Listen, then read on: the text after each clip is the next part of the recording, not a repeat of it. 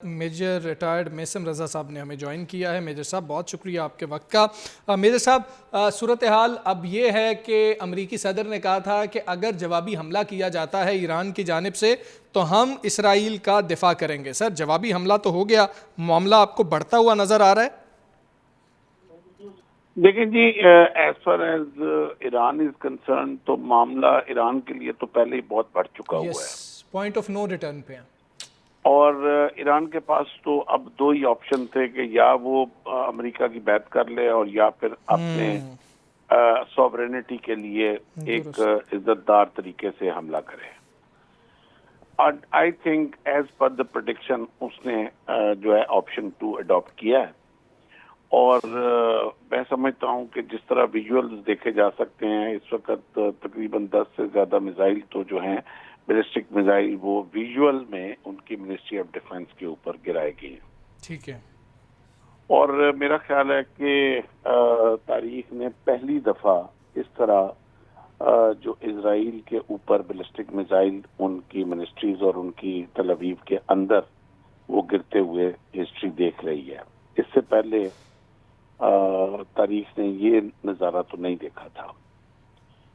معاملہ میرے حساب سے دیکھیں، ایک بات یاد رکھیے گا کہ ایران جو ہے وہ پچھلے 35 سے 38 سال جو ہے وہ انرچمنٹ کے پروسیس کے بیچ میں ہے۔ اتنا انہوں نے انرچمنٹ کر لی ہے، نو بڈی نوز۔ ٹھیک، ڈکلیئرڈ نہیں ہے، yes that is true, but capability کیا ہے، نو بڈی نوز۔ اور ایران کو اگر بہت زیادہ کارنر کرنے کی کوشش کی گئی تو Iran might go for the last option, جو کہ نہ اس وقت کوئی بھی سپر پاور چاہتی ہے، نہ امریکہ چاہتا ہے، نہ یہ خطے کا امن یہ چاہتا ہے۔ Sir sorry to cut you, آپ یہ کہہ رہے ہیں کہ ایران اسی جنگ میں اپنا ٹیسٹ اسرائیل پہ کر سکتا ہے جس ٹیسٹ کے لیے اس کو روکا جا رہا ہے؟ ایگزیکٹلی۔ اوکے، تو ان کے پاس اگر آپ کوئی آپشن نہیں چھوڑیں گے تو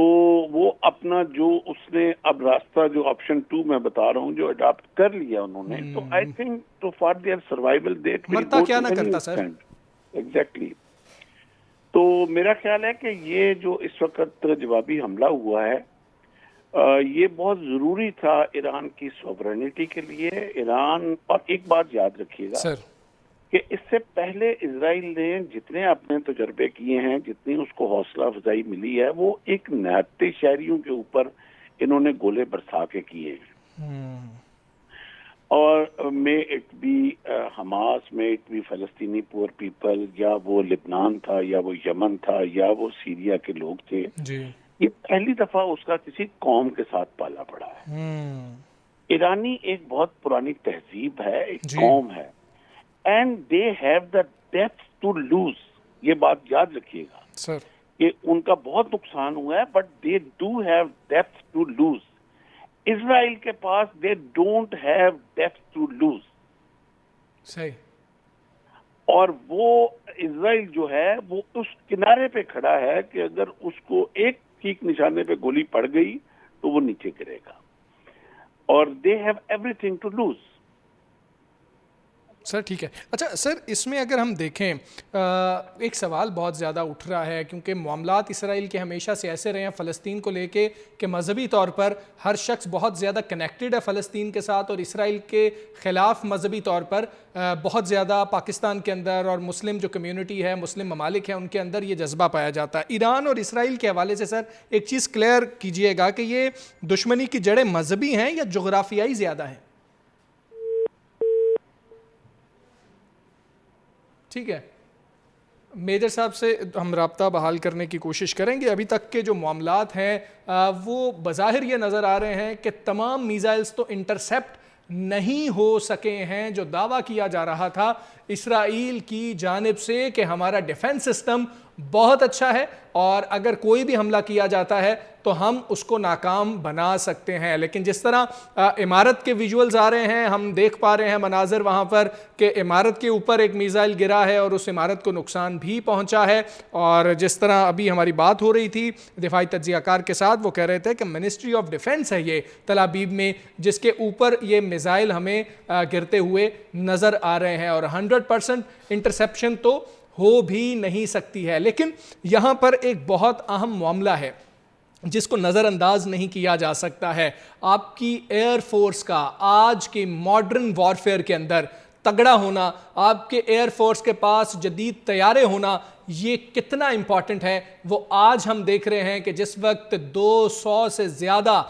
جو آپ کے جیٹ طیارے ہیں اسرائیل کے، وہ ایرانی فضائی حدود میں رہتے ہیں، اور جب فضائیہ کے پاس جوابی طور پر اتنے اچھے طیارے نہیں ہیں یا اتنے اچھے ہتھیار نہیں ہیں، تو اس طرح سے جواب آج کے ماڈرن وارفیئر میں نہیں دیا جا سکتا ہے۔ تو یہ بہت اہم چیز سامنے آئی ہے۔ ہم نے پاک بھارت کشیدگی بھی دیکھی، جس طرح افواج پاکستان نے جواب دیا تھا، پاک فضائیہ نے جواب دیا تھا، تو یہ چیزیں بہت زیادہ امپورٹنٹ ہیں، اور یہ پلاننگ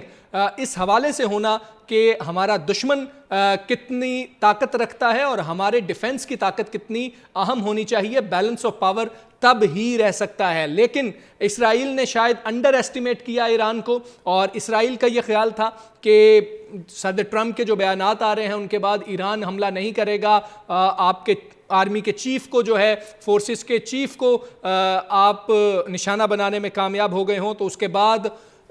مورلی اگر دیکھا جائے تو کہاں پر وہ سٹینڈنگ ہوگی، اور آپ ایک پریشانی دیکھ رہے تھے، شاید وہ ایکسپیکٹ نہیں کر رہے تھے کہ یہ حملہ ہوگا۔ اسی حوالے سے بات کریں گے، ہمیں جوائن کیا ہے بریگیڈیئر ریٹائرڈ حارث نواز صاحب نے۔ بریگیڈیئر صاحب بہت شکریہ۔ سر، ایران کے پاس دو ہی راستے تھے، یا خاموش ہو جاتا اور اس دفعہ میز پہ پھر سے جاتا امریکہ کے پاس، اور میز کا شاید بہت چھوٹا سا حصہ اس کے پاس ہوتا، دوسرا حصہ یہی تھا اپنی بقا کی جنگ لڑتا، اس نے واپسی حملہ کر دیا۔ سر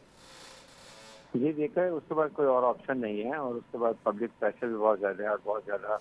اپنا ملٹری کا نقصان، اور سینئر آفیسرز کا، سائنسدانوں کا، نیوکلیئر سائٹس کا، ایئر بیس کا نقصان کیا، اس کی ہیڈ ٹو ریٹیلیٹ۔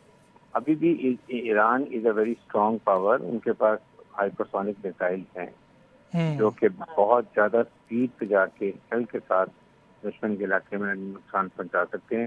لیکن دیکھنا یہ کہ نقصان کے بعد ریئیکشن کیا ہوگا، جی، کیونکہ امریکہ نے بڑا کلیئر کہا کہ we are with Israel to support. Yes, اگر ایران نے اسرائیل پہ اسٹریک کیا تو امریکہ سپورٹ کرے گا، اور اگر امریکہ کھل کے آ جاتا ہے ایران کی اسرائیل کی سپورٹ میں، تو آئی تھنک ایران کے لیے مشکلات پیدا ہو سکتی ہیں۔ اس لیے یہ وقت ہے جو اب آج طے کی کہ جنرل اسمبلی کے سامنے سیشن ہو رہا ہے، تو وہاں پر کھل کے بات کی جائے، وہاں پر ڈپلومیٹک ایفرٹ یوز کی جائے، اس میں جو اسٹرانگ پارلیمنٹ ممبرز ہیں ان سے بات کی جائے کہ کس طریقے سے وہاں پر ایک ریزولوشن پاس ہونا چاہیے کہ اسرائیل نے اٹیک کیا، اٹیکر ہے،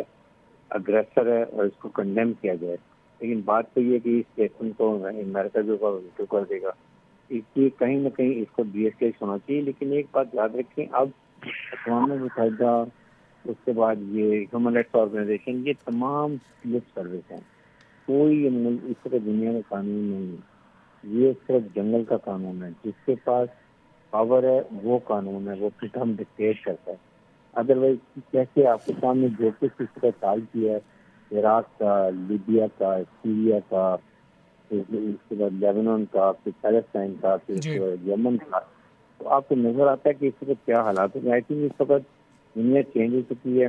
آپ کو اپنے کو خود مضبوط کرنا ہے، خود یونائٹیڈ رہنا ہے، اور اپنے دفاع خود کرنا ہے۔